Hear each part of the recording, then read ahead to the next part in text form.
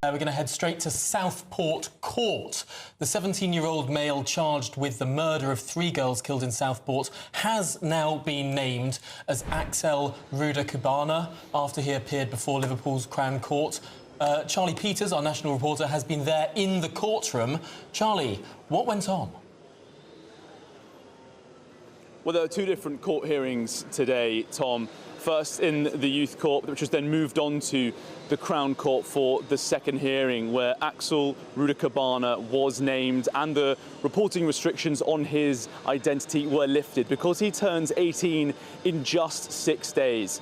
And the judge here said that the principal interest for lifting that restriction was that he would soon reach his majority and therefore would have all those restrictions lifted regardless. He also pointed towards much of the unrest that we've seen taking place across the country in recent days. Rioting last night, not only in London, but also in Hartlepool and Manchester. The judge here saying, Mr. Justice Minari Casey, saying that at least part of that rioting had been inspired by a vacuum of the facts where false information was being spread. He said this was nonsense and it needed to be challenged with the truth. Well, the truth is now that the suspect in this case, alleged to have committed 3 murders and 10 attempted murders and possession of an offensive sharp blade, is Axel Rudakubana, a 17-year-old, again turning 18 in just 6 days.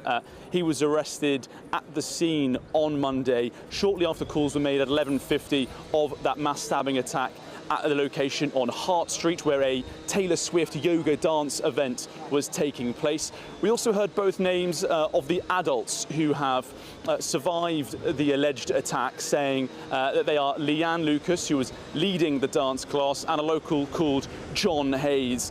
All 8 of the remaining attempted murder charges relate to children. Their names are protected by law at this stage. But as discussed, Axel Rudakubana, 17-year-old, has been named as the suspect in this case. And sitting in the courtroom in the first lower court in the magistrates, he was silent, but he smiled towards the press gallery behind the dock as he entered the court and then covered his face with his grey jumper tracksuit.